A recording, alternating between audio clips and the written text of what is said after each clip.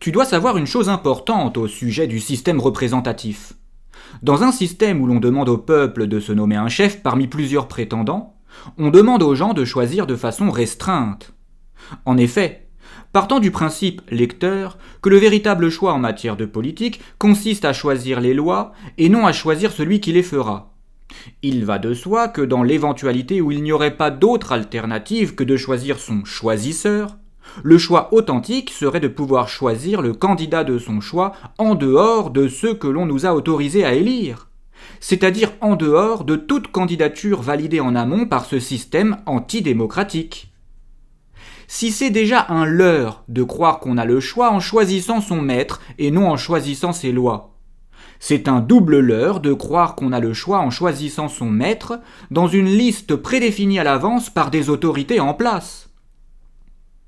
Si on réunit des personnes dans un bureau de vote et qu'on leur demande ce qu'elles désirent manger parmi tous les aliments sur le marché, on leur donne, oui, le choix. En revanche, si on leur dit qu'elles peuvent choisir seulement entre des carottes, des pommes de terre et des endives, parce que des personnes ont décrété que seuls ces aliments sont fournis sur le marché, il n'est pas question de parler de véritable pouvoir de choisir. Il est alors seulement question de choix restreints, voire orienté, de pouvoir choisir parmi les aliments choisis en amont par le système. Qu'il s'agisse d'aliments ou de représentants, c'est exactement la même chose. Tu ne vois pas où je veux en venir, lecteur ?